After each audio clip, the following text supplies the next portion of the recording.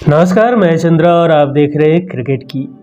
दोस्तों, खेलों में आज के दौर में जहां 30 की उम्र पार करते ही खिलाड़ी के रिटायरमेंट पर बात होने लगती है, वहीं एक दौर कर्नल सीके नायडू जैसे खिलाड़ियों का भी था। टीम इंडिया के करोड़ों फैंस में से कई भले उनके बारे में ज़्यादा ना जानते हो, लेकिन हम आपको बता दें कि कर्नल सीके नायडू वही शख्स हैं जिन्हें टीम इंडिया के पहले कप्तान होने का गौरव प्राप्त है। मजेदार बात यह है कि जिस उम्र में खिलाड़ी रिटायरमेंट लेते हैं, उस उम्र में कर्नल को टेस्ट टीम की कमान मिली। सिक्स तो ऐसे लगाते जैसे कोई मेहनत की ही नहीं, बस बॉल बैट को छुआ और बॉल बाउंड्री क्या शहर के बाहर निकल जाती, जिन्हें प्यार से लोग सिक्सर नायडू और सीके सिक्सर भी कहा करते थे। तो चलिए शुरू करते हैं कर्नल सीके नायडू जी के किस्सों का ये सफर। लेकिन उससे पहले अगर अभी तक आपने इस चैनल को सब्सक्राइब नहीं किया है तो प्लीज सब्सक्राइब कर ले। सीके नायडू का जन्म 31 अक्टूबर 1895 को महाराष्ट्र के नागपुर में हुआ था। नाम रखा गया कोट्टारी कंकैया नायडू। इनके पिता का नाम कोट्टारी सूर्य प्रकाश राव नायडू, जो राव बहादुर कोट्टारी नारायण स्वामी नायडू के बेटे थे। वो कापू जाति से आते थे, जो आंध्र प्रदेश के मछलीपट्टनम से आते थे। नारायण स्वामी एक वकील थे और एक बड़े जमींदार। इसके अलावा वो all India national Congress party के एक अहम सदस्य भी थे। वक्त के साथ बड़े हुए तो आंखों में कई सारे सपनों ने जन्म लिया। क्रिकेटर बनना उन्हीं में से एक था।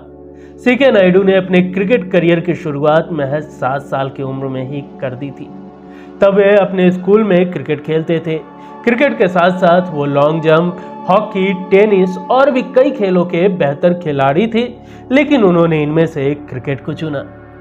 साल 1916 में उन्होंने बॉम्बे ट्रेंगुलर में अपना फर्स्ट क्लास डेब्यू किया था।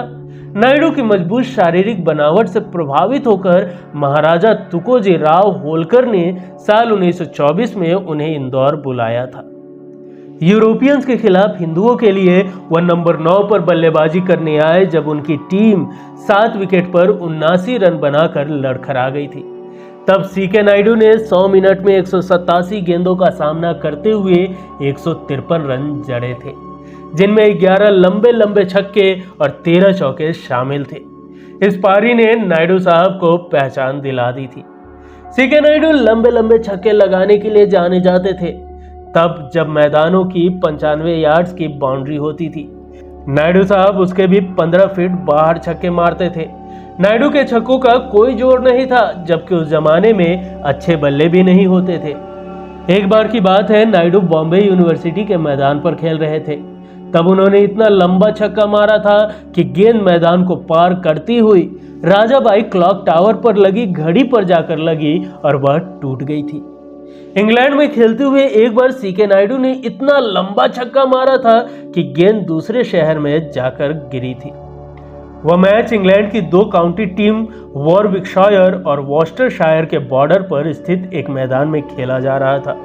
इन दोनों शहरों के बीच एक नदी बहती थी जिसका नाम था रिया। सीके नायडू ने उस मैच में ऐसा छक्का मारा था कि वो नदी पार कर गया था। इस तरह गेंद नदी पार करते हुए दूसरे शहर में जाकर गिरा था। 1924 में होलकर के शासक ने जब सीके नायडू को इंदौर आमंत्रित किया तो उन्हें अपनी सेना में थल और वायु सेना दोनों के लिए कप्तान बना दिया। बाद में उन्हें होलकर की सेना में कर्नल के सम्मान से नवाजा गया। इसके बाद उन्हें कर्नल सीके नायडू कहा जाने लगा। कर्नल सीके नायडू का कद 6 फीट से भी ज्यादा था। वे दाहिने हाथ से बल्लेबाजी करते और धीमी गति से गेंदबाजी करते थे। उन्हें प्यार से सभी लोग सीके सिक्सर कहकर पुकारते थे। साल 1932 में भारत को टेस्ट प्लेइंग नेशन का दर्जा मिला था और तब भारत यह दर्जा पाने वाला 6ठा देश था। आज जिस उम्र के क्रिकेटर संन्यास लेते हैं, उस उम्र में सीके नायडू भारतीय क्रिकेट टीम के कप्तान बने थे। उस वक्त नायडू 37 साल के थे। सीके नायडू भारतीय क्रिकेट टीम के पहले कप्तान हैं। यह ऐसा दौर था जब क्रिकेट ज्यादातर राजा महाराजा ही खेला करते थे और टीम की कमान भी उनके हाथों में ही होती थी। जब साल 1932 में भारत टेस्ट नेशन का दर्जा हासिल करने वाला 6ठा देश बना, तो इसी साल भारतीय टीम को टेस्ट खेलने पहली बार इंग्लैंड का दौरा करना था। उस वक्त टीम के कप्तान पोरबंदर के महाराजा हुआ करते थे, लेकिन इंग्लैंड दौरे पर जाने से पहले वो अचानक बीमार हो गए और तब कर्नल सीके नायडू को देश का पहला कप्तान बनने का गौरव प्राप्त हुआ। यह मैच इंग्लैंड में खेला गया था। उस समय इंग्लैंड की टीम भारतीय टीम के मुकाबले बहुत मजबूत थी, लेकिन कर्नल सीके नायडू के नेतृत्व में भारतीय टीम ने उनका जमकर मुकाबला किया। हालांकि भारतीय टीम 158 रनों से मैच हार गई। इस मैच में फील्डिंग के दौरान हाथ में लगी गंभीर चोट के बावजूद सीके नायडू ने पहली पारी में भारत की ओर से सर्वाधिक 40 रन बनाए थे। इस सीरीज में उन्होंने प्रथम श्रेणी के सभी 26 मैच खेले और 40.45 की औसत से कुल 1665 रन बनाने के साथ ही 65 विकेट भी चटकाए। इसी दौरान उनके नाम किसी एक सीजन में इंग्लैंड में किसी भी विदेशी खिलाड़ी द्वारा सर्वाधिक 32 छक्के मारने का एक अनोखा रिकॉर्ड भी दर्ज हो गया। इस सीरीज के बाद कर्नल सीके नायडू की गिनती उस समय दुनिया के बेहतरीन ऑलराउंडरों में होने लगी। यही नहीं, सन 1933 में क्रिकेट की मशहूर पत्रिका विजडन ने उन्हें वर्ष की 5 सर्वश्रेष्ठ खिलाड़ियों की सूची में शामिल किया था। वे विजडन में स्थान पाने वाले पहले भारतीय खिलाड़ी थे। कर्नल सीके नायडू का अंतर्राष्ट्रीय करियर बहुत छोटा रहा। उन्होंने मात्र 7 अंतर्राष्ट्रीय टेस्ट मैच खेले, जिसमें 25 की औसत से कुल 350 रन बनाए। इनमें 2 अर्धशतक शामिल है। उनका उच्चतम स्कोर था 81 रन। गेंदबाजी करते हुए उन्होंने 9 विकेट चटकाए थे। उनकी श्रेष्ठ गेंदबाजी थी 40 रन पर 3 विकेट।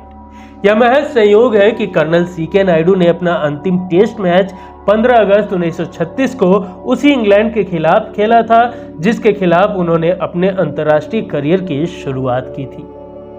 कर्नल सीके नायडू ने 6 अलग अलग दशकों तक अपना क्रिकेट करियर जारी रखा था।